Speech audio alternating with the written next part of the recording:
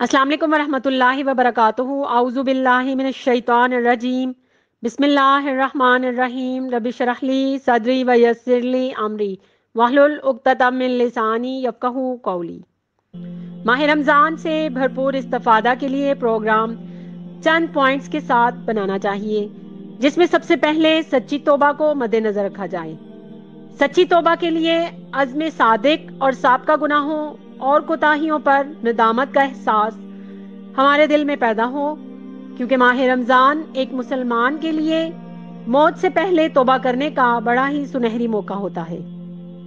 Secondly, अपने रोज़े को फासद कर देने वाली तमाम चीज़ों से बचाना, यानी ज़ुबान की बुराइयाँ, जिसमें बुरी गुफ्तगू, लानतान, गीबत, चुगली और झूठ जैसी ज़ुबान की तमाम आफतों से परहेज़ करना, इसलिए कि ये चीज़ें या तो रोज़े को बातिल कर देती हैं या उसके सवाब को कम कर देती हैं। सहीहुल जामे में हदीस है, जिसे इमाम अहमद, बुखारी, अबू दाऊद और तिर्मिज़ी ने हज़रत अबू हुरैरा रज़ी अल्लाह से रवायत किया है कि आप सल्लल्लाहु अलैहि वसल्लम ने फरमाया, अगर कोई शख्स झूठी बात और उस पर अमल करने से बाज ना आया तो अल्लाह ताला को इस बात की कोई ज़रूरत नहीं कि वो अपना खाना पीना छोड़ दे। अहमद और तिर्मिज़ी में रवायत है, अगर आप रोज़ा रखें तो आपके कान, आँख और आपकी ज़ुबान को झूठ और हराम कामों से इज्तनाब करना चाहिए और आप पड़ोसी को तकलीफ पहुंचाना छोड़ दें। थर्ड, कुरान मजीद की बकसरत तिलावत, हिफ्ज़ और तजवीद सीखना। बेहतर यह है कि रोज़ाना दिन या रात में किसी मुनासिब वक्त में दर्स कुरान हो, और अगर ये घर के अफराद या पड़ोस की ख़वातीन के इज्तिमा में हो तो और ज़्यादा बेहतर है, ताकि उसका फ़ायदा ज़्यादा लोगों को पहुंच सके। फोर्थ, कम सोना। बहुत से लोगों की आदत है कि रमज़ान को सोकर गुजारते हैं ताकि उन्हें भूख का एहसास ना हो। चुनाचे ऐसा करने से कितनी नमाजें ज़ाया हो जाती हैं और दिन के कितने बेशकीमत औकात गुजर जाते हैं। हद ये है कि बाज़ लोग अपनी लापरवाही की दलील ये देते हैं कि सोना भी इबादत है। फिफ्थ, इफ़रातो तफरीत से इज्तनाब करना। मुस्लिम ख़वातीन को चाहिए कि वो इस महीने से पहले ही अपने औकात को मुनज़्ज़म कर लें, ताकि एक अमल की अदायगी दूसरे के लिए माने ना हो, क्योंकि बाज़ घरों में खाना बनाने का पहलू कुरान की तालीम और इबादत पर गालिब रहता है। हालांकि इस मामले में बल्कि ज़िंदगी के तमाम मामलात में इतदाल होना चाहिए, ताकि बिला अफरात व तफरीत हर मुस्तहिक को उसका हक मिले।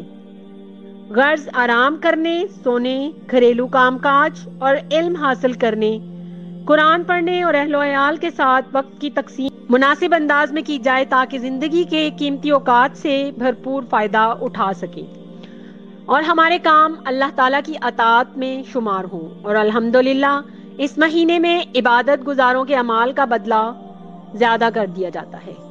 इस महीने की कदर कीमत की तरफ बच्चों की रहनुमाई करनी चाहिए, उन्हें आहिस्ता आहिस्ता रोज़े का आदी बनाया जाए।